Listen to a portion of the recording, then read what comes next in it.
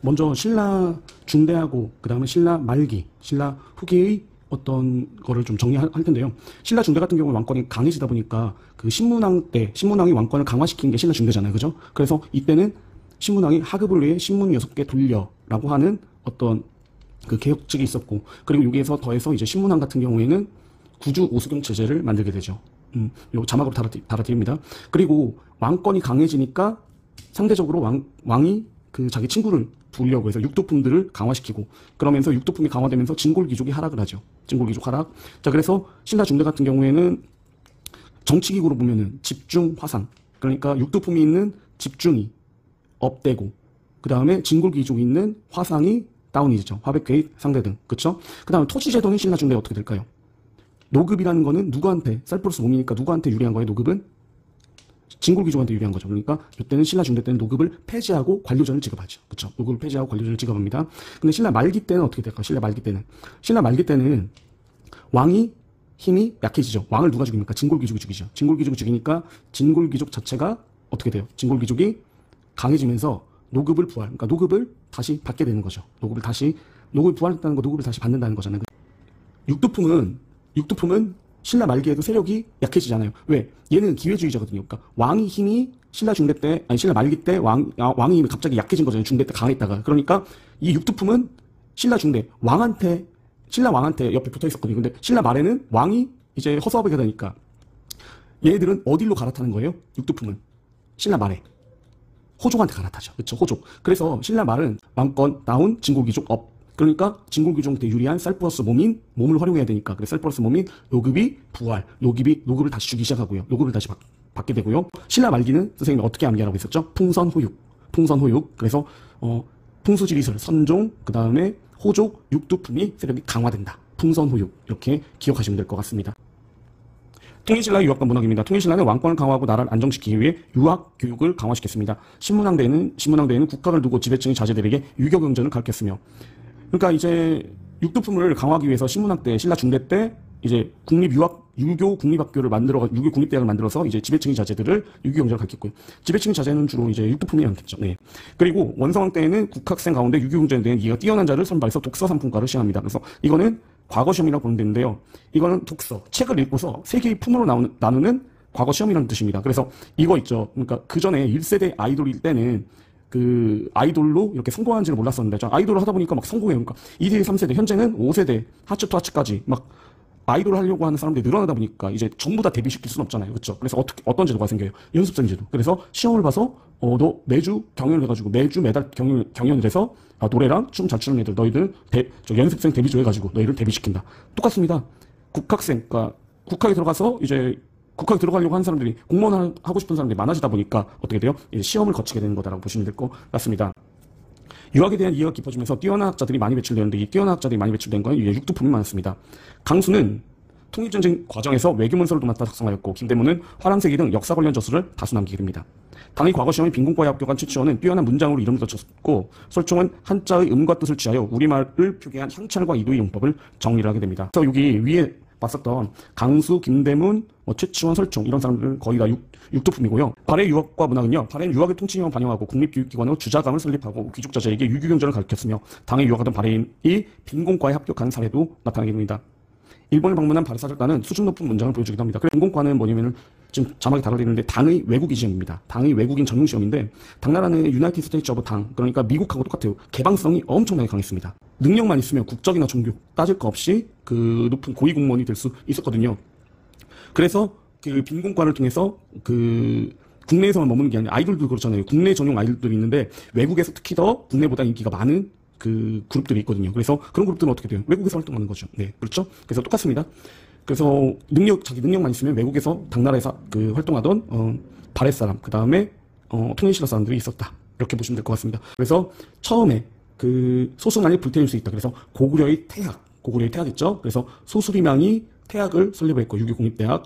그 다음에 신라는요, 이번 시간 때 신문왕이 국학, 유교국립대학. 그 다음에 발해는 주자감, 그렇죠? 발해는 주자감이라는 유교국립대학. 그 다음에 고려는요, 감작국, 국자감이라는 유교국립대학. 어느 때요? 성종 때 만들어지게 되죠. 발해의 문화를 보는데요, 제시된 문화를 바탕 발해의 문화의 특징을 써보자. 그 다음 고구려의 개성은 발해 문화의 특징이 드러난 유물과 유적, 이렇게 돼 있는데요. 이거는 일단 1번을 보면 발해 문화의 특징은 뭘까요? 발해 문화는 지금 자막대로 고구려, 그다음 고구려, 당나라, 말갈의 문화를 합쳤죠. 그쵸? 고구려, 당, 말갈의 문화를 영향을 받은 게 바로 발해의 문화다. 그러면서도 그 나라의 문화들을 영향을 받으면서도 또 뭡니까? 또 독자적인 문화를 이루었다고 보시면 될 것 같습니다. 자, 고구려를 계승한 발해의 문화의 특징을 드러난 유물과 유적 어떻게 볼 수 있을까요? 자, 1번은 우리가 기와가 있었고요. 그렇죠? 1번 기와. 그 다음 2번은 이불병자상 있었죠. 이불병자상. 그 다음에 3번은요. 3번은 발해석등 있고요. 그리고 4번은 정해공주묘. 그쵸? 정해공주묘가 바로, 정해공주묘가 고구려 영향을 받은 저기 발해문화입니다. 정해공주묘. 정효하고 헷갈리면 안 되는 정해공주묘. 그 다음에 5번은 뭐예요? 5번은 온돌장치. 그 다음에 6번은 도성의 구조가 일치합니다. 도성의 구조.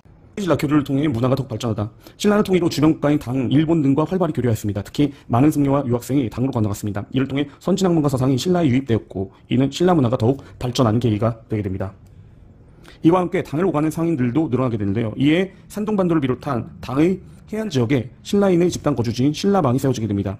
그래서 이 신라방은 그러니까 지금으로 치면 LA 한인타운하고 비슷한 느낌이라고 보시면 돼요. 그러니까 LA 한인타운은 그 LA 지역에 우리나라 사람들, 재미교포가 한 200만 명이 살고 있는데 거기가 우리나라 땅은 아니잖아요. 미국 땅이죠. 그렇죠? 그러니까 신라방도 그런 느낌이다. 그러니까 신라 사람들이 많이 살던 곳인데 그래도 당나라 땅이었다라고 보시면 될 것 같습니다.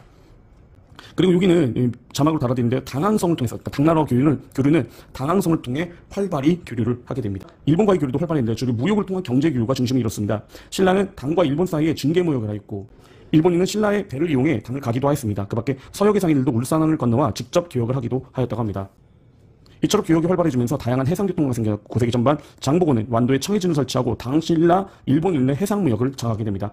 자, 그래서 요 장보고 이렇게 박스 치시고요. 청해진. 그래서 장보고는 완도에서 청해진을 설치하면서 근데 실제 장보고 같은 경우에도 신라 사람이긴 한데 그 당나라로 가가지고 그 당나라의 어떤 고위 그러니까 무관직을 하다가 이제 다시 우리나라로 돌아온 사람이거든요. 그래서 청해진을 설치했는데 당나라 그러니까 외국물을 많이 먹었다는 것을 이 이름에서도 알 수 있습니다. 왜 그러면 청해진이라는 이름 자체가 약간 당풍이에요. 중국풍의 이름입니다. 중국풍의 이름. 자, 그런데 이 장보고 같은 경우에는 그 신무왕의 그 김우진 신무왕의 즉위를 도우면서 신무왕의 아들이었던 문성왕의 그 왕비에 자기 딸을 집어넣으려고 했다가 그러니까 이 왕위 계승권 분쟁에 그러니까 문성왕의 왕비로 자기 딸을 집어넣으려고 했었죠. 왜 그럴까요? 장보고 입장에서는 김우중이 신무왕이 된 것이 자기 때문이라고 생각을 했기 때문이죠. 그렇지만 결국에는 염장에 의해서 암살을 당하면서 장보고가 죽으면서 청해진도 힘이 약해진다라고 보시면 될 것 같습니다. 발해 주변 국가와 활발히 교류하다를 보도록 하겠습니다. 자, 발해는요, 여러분들 발해 교류를 보기 전에 한 가지 좀 보실 게 뭐냐면요, 발해가 고구려를 이었다는 거 우리가 또 알 수 있는 게 뭐냐면요, 발해 같은 경우에는 정치적으로 또 다른 나라들, 그러니까 특히 신라와 당나라를 견제하기 위해서 일본과의 외교 관계에 굉장히 공을 많이 들였거든요. 발해 같은 경우에는요, 일본에 사신을 많이 보냈어요. 일본에 발해가 사신을 보낼 때마다 그 편지에다가 나는 발해 국왕이다가 아니라 나는 고려국의 국왕이다라고 하면서 고구려를 이었다는 것을 그 발해 왕이 신라에 보내는 뭡니까? 편지에 고려 국왕이라는 것을 저기 강하게 적습니다. 그러면서 고구려 계승 의식을 드러내고 있죠. 그리고 발해는 영토가 고구려보다 더 넓었습니다. 굉장히 넓었어요. 그러니까 더 넓다 보니까 이 나라를 다스리기 위해서 뭐가 필요할까요? 그게 바로 뭐예요? 도로입니다, 도로. 그래서 로마 같은 경우에도 로마가 그 유럽을 제패하면서 그 넓은 유럽을 다스릴 수 있었던 게 바로 뭡니까? 바로 아피아가도라든지 뭐 이런 어떤 도로를 통해서 가능했거든요. 똑같이죠. 그래서 그 발해 같은 경우에도 이 5개의 교통로가 굉장히 중요한 역할을 합니다. 5개의 교통로. 그래서 발해는 넓은 영토를 효율적으로 관리하고 주변의 국가를 활발히 교류하기 위해 5개의 교통로를 만들었습니다. 그리고 이 교통로를 통해 당, 일본, 신라 등과 교류를 하게 되죠. 자, 그래서 이 5개의 교통로를 먼저 보면은요, 5개의 교통로는 상경이 중심부거든요. 상경에서 가는 거란으로 가는 거란도가 있고, 이렇게 영주도가 있고, 그 다음에 당으로 가는 조공도가 있고요. 조공도가 있으면서 그 신라 사신들이 왔다 갔다. 이제 조공이라는 것은 외교 관계거든요. 그러니까 외교 관계를 가지고 등지로 이렇게 가니까 발해 사신들이 이용할 수 있는 발해관이라는 여관이 있기도 했습니다. 그 다음에 상경에서 이렇게 가면은 신라도가 있고요. 그리고 마지막으로 일본도가 있습니다. 그래서 거란도, 영주도, 조공도, 신라도, 일본도 이 5개의 교통로를 통해서 활발하게 교류를 했다는 거 우리가 알 수 있겠습니다. 특히 문왕 때부터는 당과의 우호 관계를 유지하면서 당의 문화를 당의 제도와 문무를 수용하여 체제를 정비했습니다. 산동반도에는 발해 사신들이 머물 수 있는 발해관이 설치됐고, 발해관 박스 치시고요. 그리고 발해의 많은 유학생이 당에서 공부를 하기도 합니다. 발해는 당과 신라를 견제하기 위해 일본과도 활발히 교류를 했는데 두 나라 사이 사신과 상인이 자주 오갔는데 한 번에 수백 명 이상의 상인이 파견될 때도 있었다고 합니다.